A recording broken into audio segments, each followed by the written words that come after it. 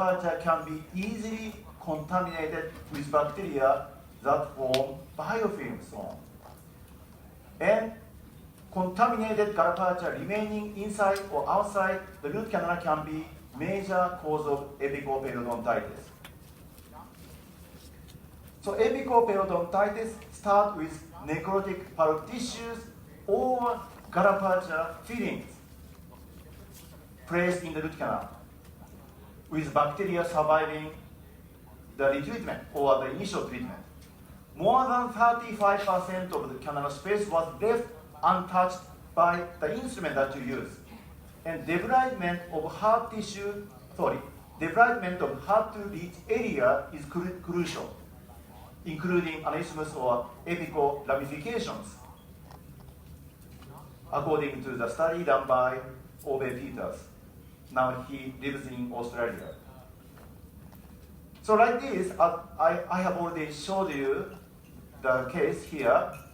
Even if you have perfect coronal sealing and you have the root fillings but extruded beyond the apical foramen, this is gut aperture fillings, and you see a big lesion. Every time you see a big lesion, think about biofilms. You have biofilms together with gut aperture. So I removed the gut aperture fillings from the root canal. However, I ended up separating the gut aperture from the root canal. So here it was separated from the root canal. I obturated the root canal with MTA. No bacteria inside. If you put MTA in the root canal space, no bacteria can survive in that condition. However, gut aperture is still here in the periapical tissues. I waited 3 months, 6 months, but there was no healing. You see the still lesion around the gut aperture that was separated from the root canal. So I had no choice but to do the surgery to remove the gut aperture fillings. I didn't touch the root canal. I didn't touch the root end. I just took the gut aperture out. That's it. I waited 3 months, 1 year, that shows periapical healing. So in this case, gut aperture was the only cause of persistent periapical disease. That's called gut aperture-centered infection. So gut aperture, as I told you, can be easily contaminated. Because of the biofilm, this is the gut aperture I took from the periapical tissue here. So you see, gut aperture here looks dirty, contaminated with biofilm on the gut aperture fillings. So if you use gut aperture, your success rate will not be improved. Pardon me? What did you say? Anybody? Questions? Okay. No questions. So anyway, don't use gut aperture in treatment. It doesn't make sense. So if you extrude gut aperture into the maxillary sinus, what will happen? What will happen is another infection. You see, gut aperture was extruded into the maxillary sinus, and you will see contamination with aspergillosis. So if you extrude gut aperture beyond the apical foramen, you will have a problem. That's why don't use gut aperture. Nothing good. If you extrude it beyond the tooth, you will have problem. So you have no choice but to do the surgery. You can take it out. Here, this is the gut aperture taken from the sinus, maxillary sinus here. It looks so dirty, so contaminated. So in the treatment, never use gut aperture. What do you have to use? MTA. MTA is the only material that you can use as a root filling material to improve your success rate. For example, this case, you see a big lesion elevating the sinus floor. The sinus floor actually is already gone. you see the big, huge lesion on the root.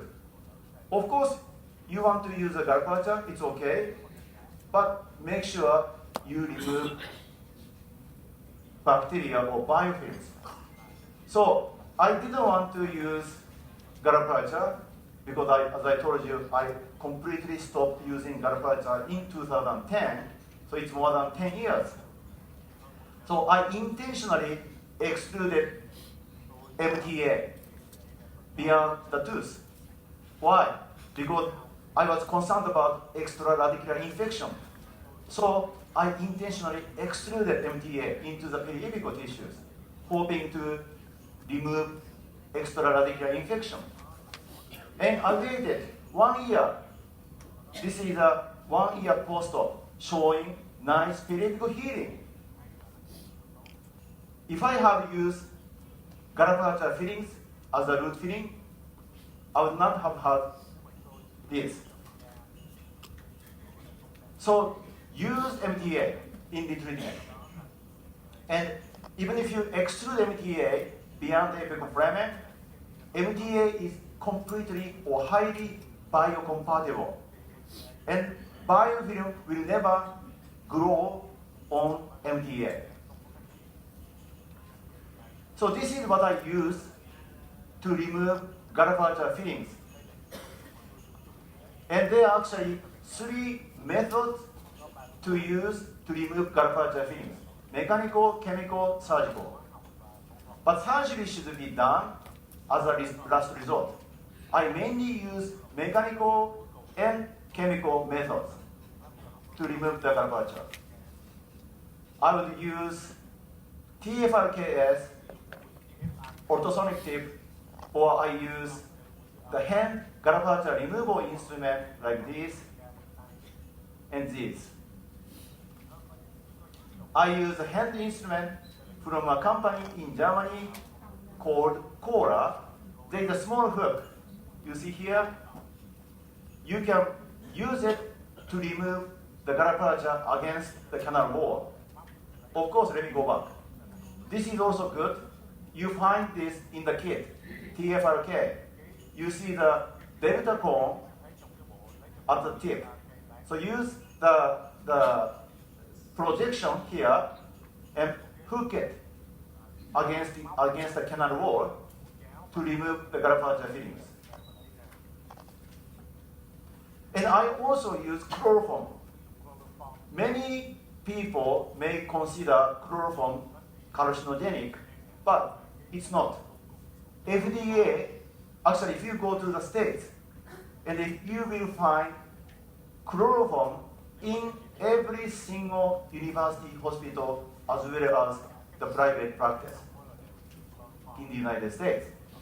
Because FDA, the American FDA, has no jurisdiction over a dentist's use of chloroform in clinical practice and has not proven that chloroform is human carcinogenic.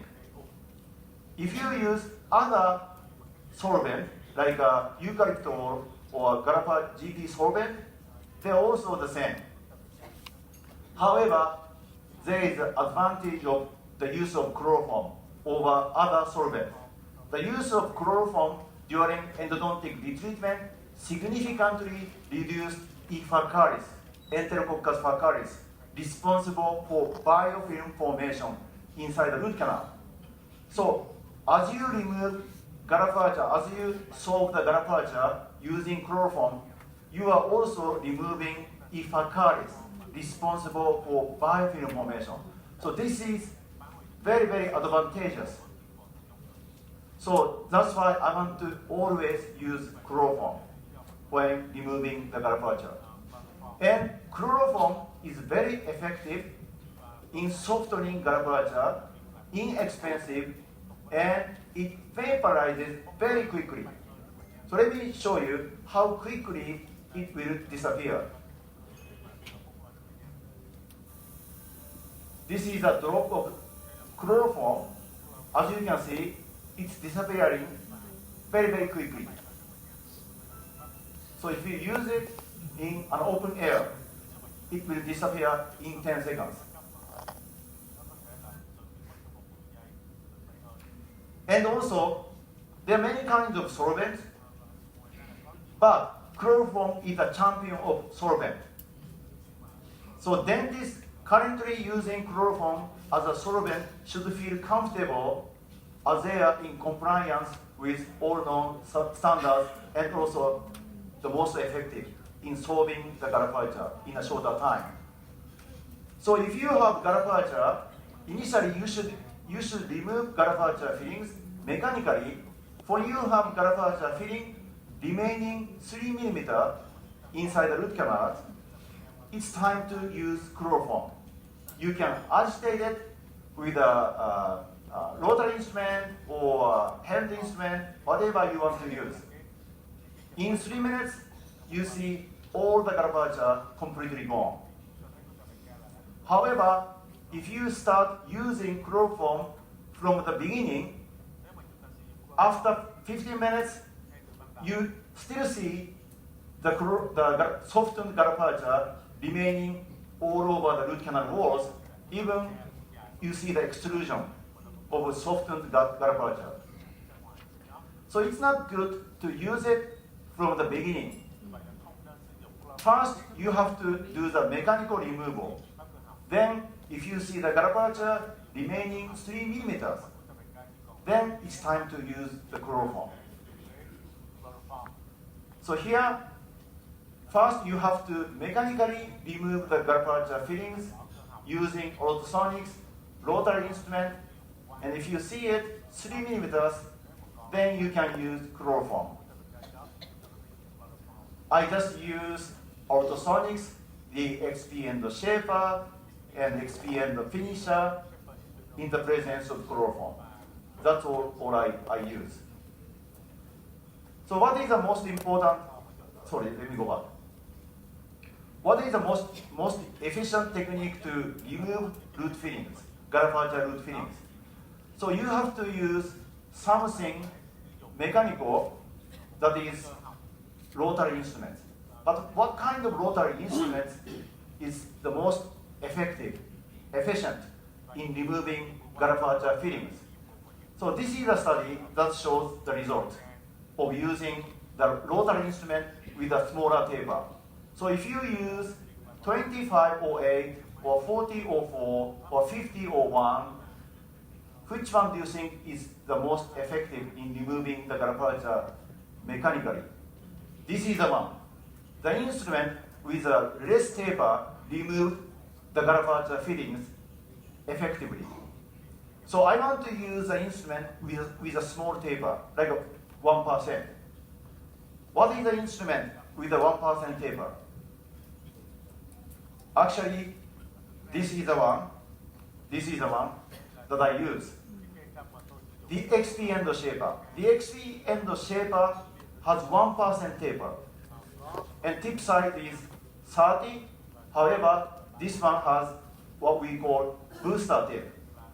The tip size at the tip here, this level is only 0.15 millimeters.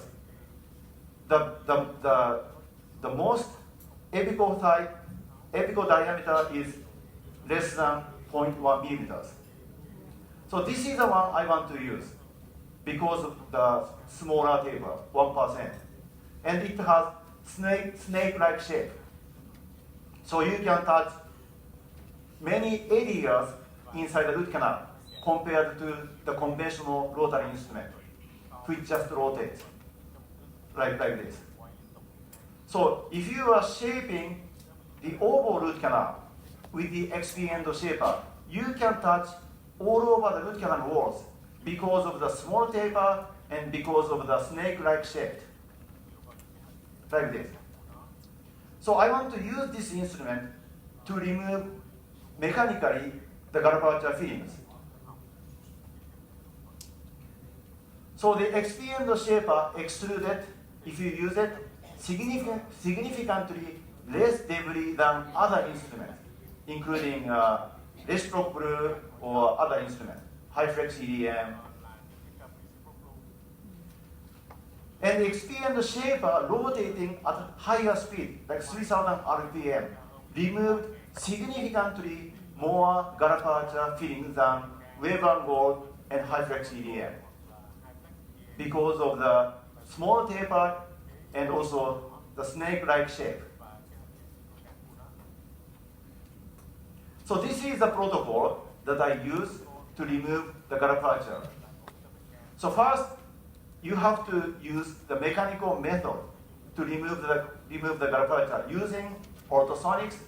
Usually, I use the small ultrasonic tape, like a TFRKS, to create a space for the introduction of the XP and shaper. Then I will spin it. In the space I created with ultrasonic tape, I will spin it at higher speed, like a 2,500 RPM, using the AI motor. Then, if you see the gutta-percha remaining 3 millimeters, it's time to use chloroform. Then I put chloroform in the root canal, then spin the XP and the shaper again, followed by the XP and the finisher. Then you will see no more gutta-percha remaining inside the root canal in 3 minutes. Okay? So this is what I found from my study, which was not published yet. So, for example, here, you see preoperative lesion. It's not big compared to the lesion that I showed you in the previous cases. But if you see a small lesion, even small lesion, you need to retreat it. Because if you don't do anything about this, the lesion will develop in future. Or the lesion may stay the same if the immune system is strong enough to retain it in the same size. But anyway, I saw it, so I started retreating the tooth. I removed the crown. You see the gap. You see the gap between the coronal restoration and the root. You see the gap? So this is the reason why you have the apical lesion. I took the crown out. I removed the post. Then I found infection. I used the XP and the shaper in the presence of chloroform when I see it 3 millimeters inside the root canal. I used the XP and the finisher. Then I took a radiograph showing no more root fillings inside. Then immediately I started compacting MTA in the root canal. This is a 1 minute retreatment. So let me quickly show you what I did.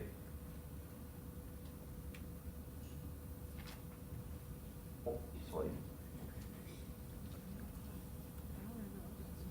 So here, I created the space, then I will use the XP and the shaper.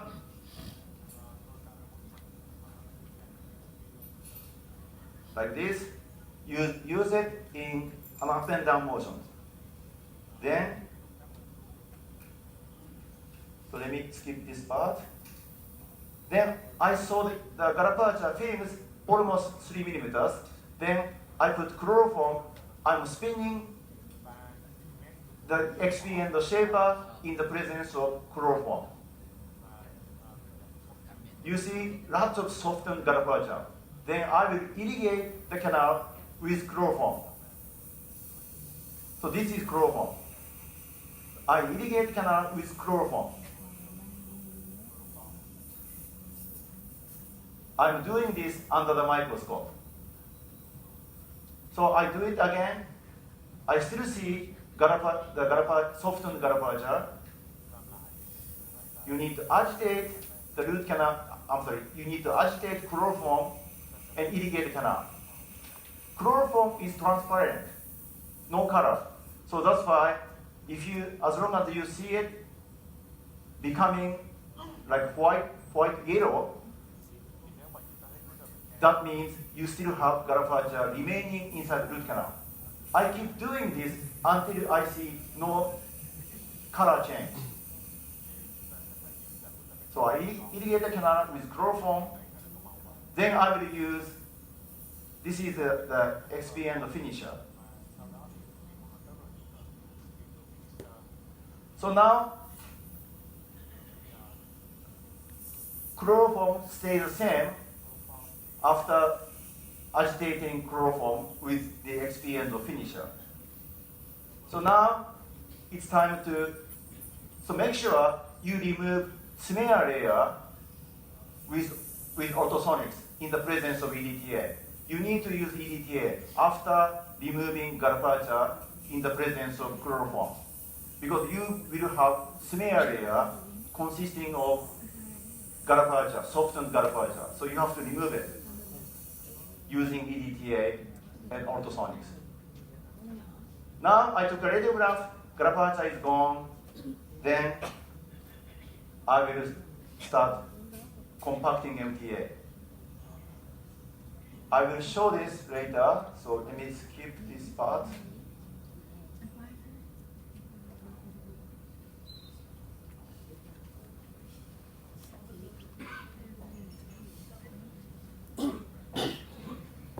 However, if you see the gallipolata fillings already extruded like this, you will use a different technique, but a little bit different technique.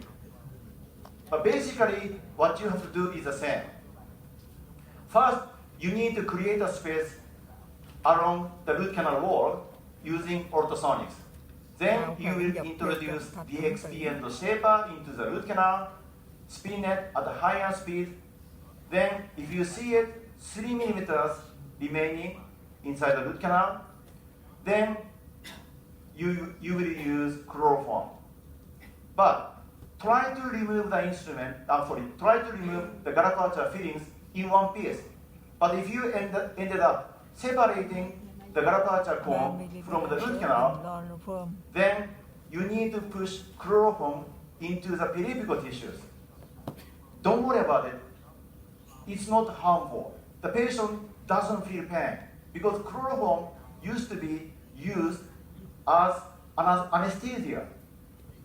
So because of anesthetic effect, the patient will not feel pain.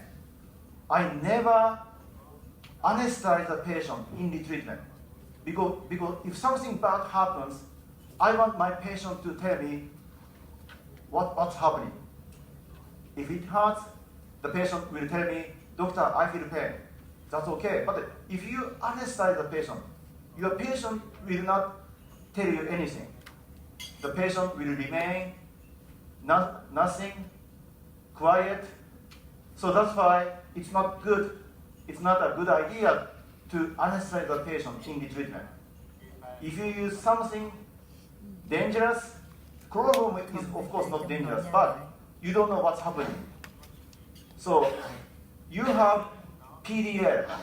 PDL is responsible for the pain. So if something happens, your patient will tell you. So you can extrude chloroform beyond the apical foramen and spin the XP and the finisher, because XP and the finisher will expand to 3 millimeters in diameter. So anything within 3 millimeters in diameter will be removed using the XP and the finisher, rotating at higher speed, like a 2,500 RPM. Then you will end up removing all the gallipolata fillings, even from the outside root canal. So let me quickly show you how the XP and the finisher expands. So this is the XP and the finisher. If you rotate it, it will expand to 3 millimeters. If you hold it, then the finisher will expand more. So if you are rotating the XP and the finisher around the constriction of the root canal, it will expand more. For example, look here. If you confine the rotating XP and the finisher, it will expand more, like this.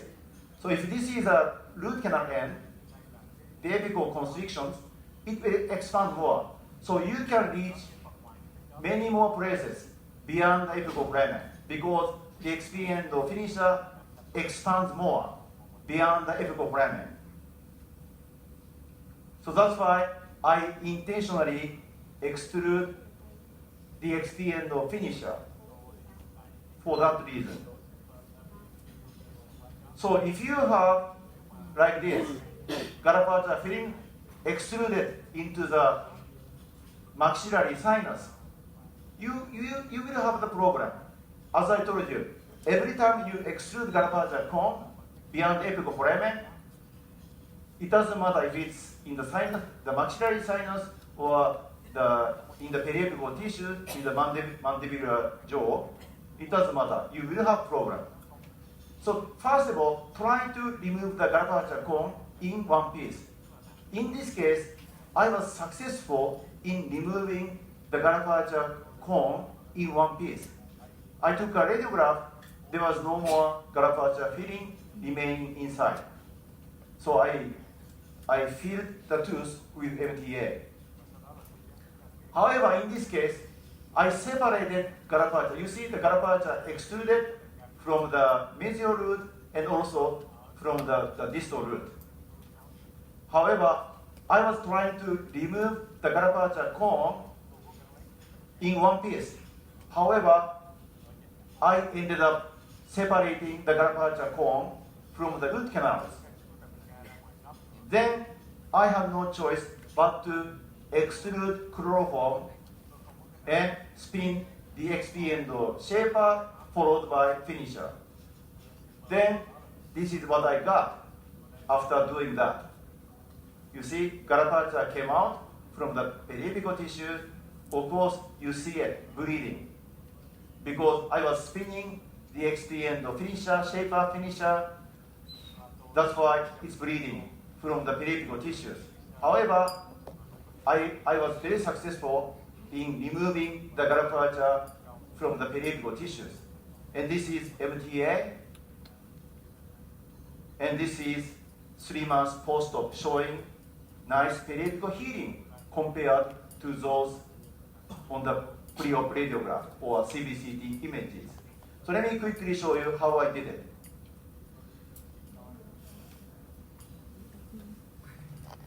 So first of all, I was trying to remove the garapacha fillings in one piece, but I separated. So I put chloroform in the root canal and extruded using the expand shaper first,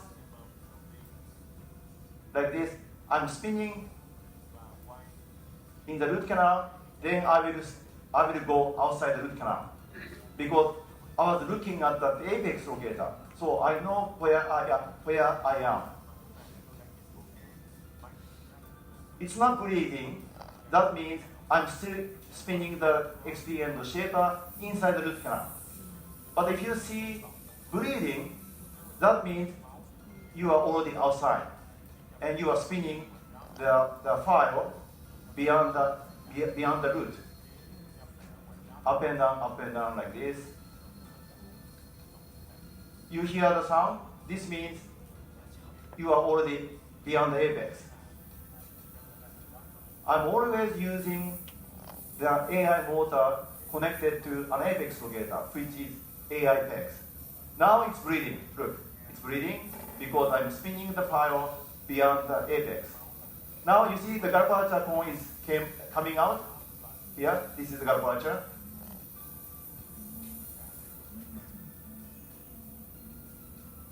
The sound is a little bit too low, so let me increase the volume.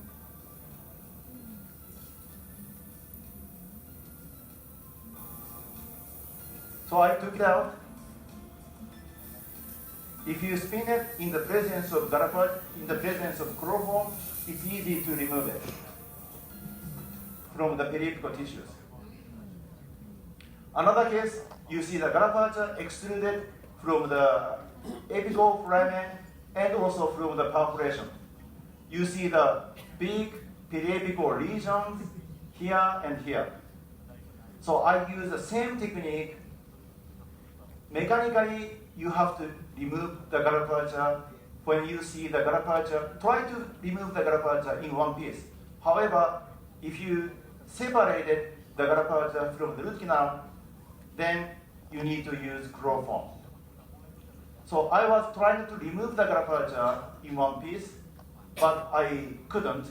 So I used the chloroform and agitated with the expand or shaper and finisher. Then I dissolve and remove garrapatia fillings here and here. And I took a radiograph that shows the removal of the garrapatia, complete removal of the garrapatia fillings in the periapical tissues.